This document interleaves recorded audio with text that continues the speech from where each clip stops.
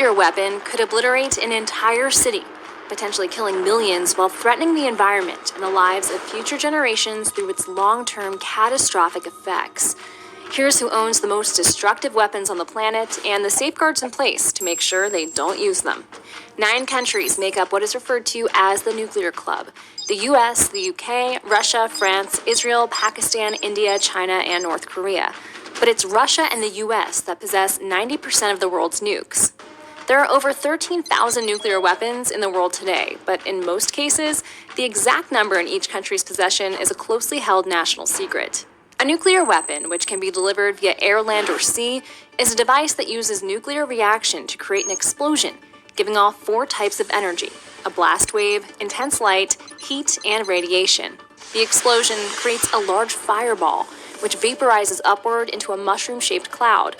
The material in the cloud drops back down to Earth as fallout, which is radioactive and can contaminate anything it lands on. Some nuclear weapons, like the intercontinental ballistic missile, can travel as far as 3,400 miles. That's the distance from New York to Alaska. The US invented the nuclear weapon and in 1945 conducted the first nuclear test explosion called the Trinity Test.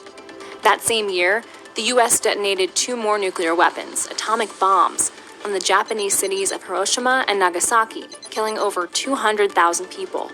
World War II ended soon after this, but then the Cold War started. The nuclear arms race began as the Soviet Union, the UK, France, and China began conducting their own nuclear test explosions. Countries started stockpiling nuclear arms amid the Cold War, and at the height of the nuclear age, there were 70,000 nuclear warheads around the globe. But in the years that followed, the UN introduced a slew of treaties to prevent nuclear weapon ranks from expanding further, such as the Non-Proliferation Treaty, or NPT, in 1968.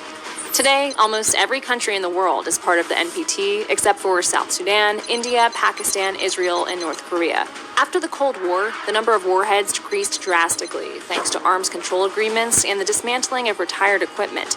But nuclear powers like the US and Russia are in the process of updating their arsenals and have no intention of giving them up. Between 2019 and 2028, the US will have spent $494 billion on upgrading its arsenal, modernizing outdated equipment from submarines to ballistic missiles to nuclear warheads.